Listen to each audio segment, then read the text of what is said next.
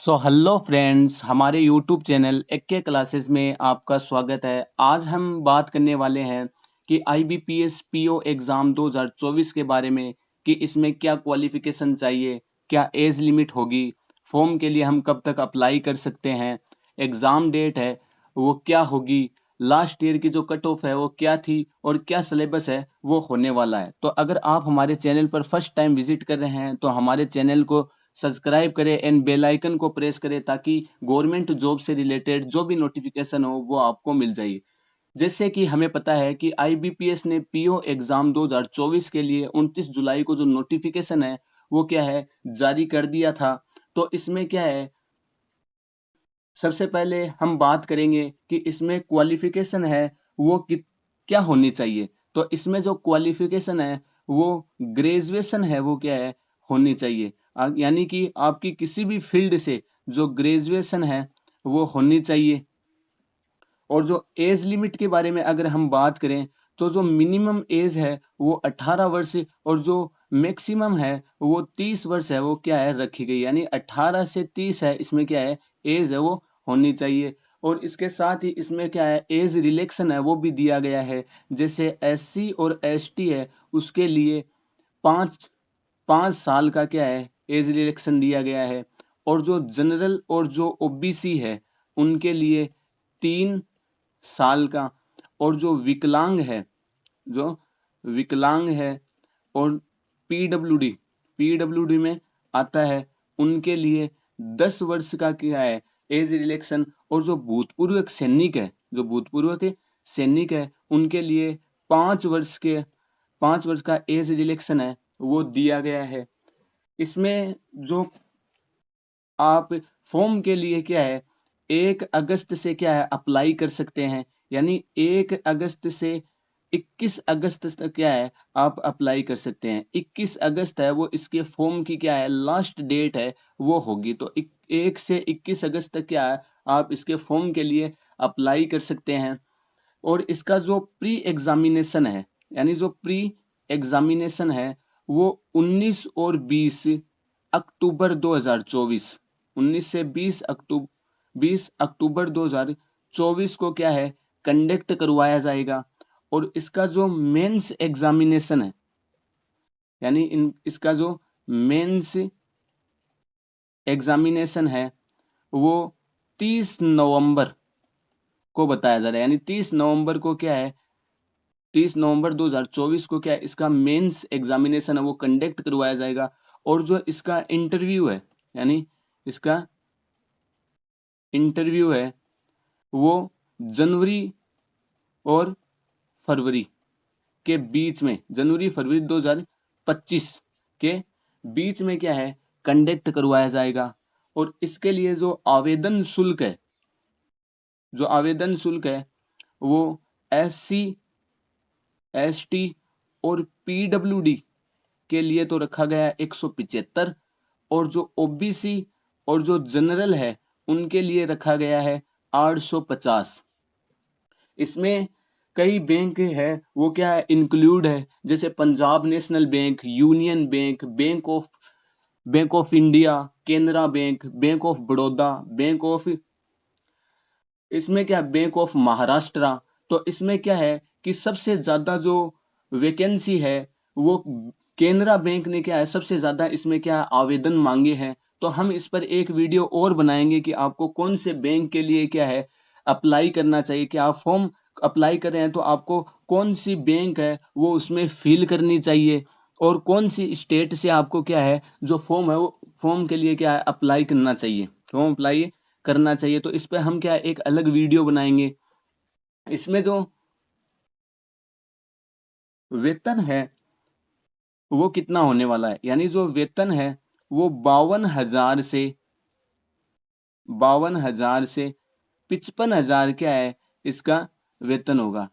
यानी IBPS PO का जो वेतन है वो 52,000 से 55,000 के बीच में क्या है होगा। और जो इंटरव्यू है, देखो इसमें हमें पता है कि जो एग्जामिनेशन इसमें जो होता है इसमें 3 चरणों में होता है। जैसे पहले प्री होगा, फिर इसके बाद होगा इसमें मेन होगा, फिर इंटरव्यू होगा। जो एग्जाम है वो क्या है, 3 चरणों में होता है। इसमें जो इंटरव्यू है वो 100 नंबर का होता है। इंटरव्यू है वो 100 नंबर का होता है।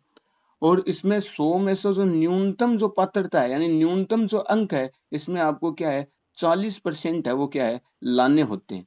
यानी इंटरव्यू है वो 100 अंकों का होता है, उसमें से 40% है वो आपको लाने होते हैं।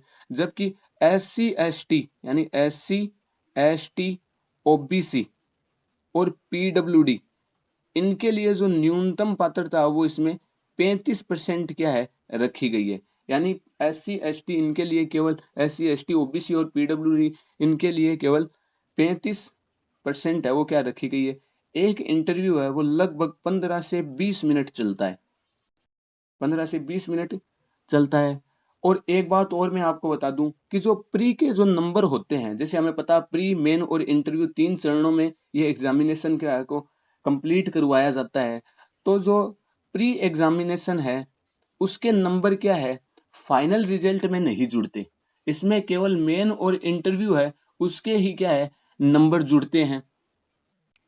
जैसे हम इसमें जो सिलेबस के बारे में जानते हैं, तो सिलेबस है इसमें अंग्रेजी भाषा, संख्यात्मक क्षमता यानी मैथ और सोचें रीजनिंग यानी रीजनिंग, मैथ और इंग्लिश है वो क्या आते हैं। इसमें क्या इंग्लिश के 30 क्वेश्चन होंगे और 30 क्वेश्चन होंगे और आपके पास 20 मिनट का क्या है उसमें टाइम। अधिकतम अंक भी क्या है उसके 30 हो गए और 20 मिनट का आपके पास टाइम होगा। और जो इसमें दे रखा मैथ है तो इसमें 35 क्वेश्चन 35 अंक के हो गए और 20 मिनट का क्या है आपके पास टाइम होगा।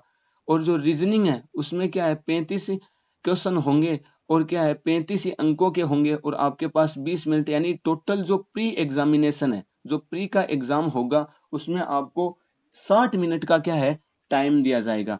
तो जो इसमें मैथ है इसमें जैसे स्पीड मैथ, DI, अर्थमेटिक वगैरह के क्वेश्चन है वो क्या है आते हैं। और जो रीजनिंग है इसमें पजल आती है, सिटिंग आता है, सिलोक्स है, इक्वेलिटी है और मिसलेनियस के क्वेश्चन है वो क्या है आते हैं।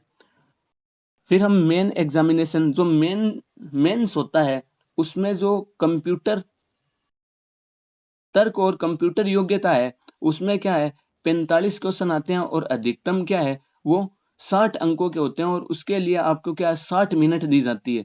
और जो इंग्लिश है उसके 35 क्वेश्चन आते हैं, 40 नंबर के 40 मिनट दी जाती है।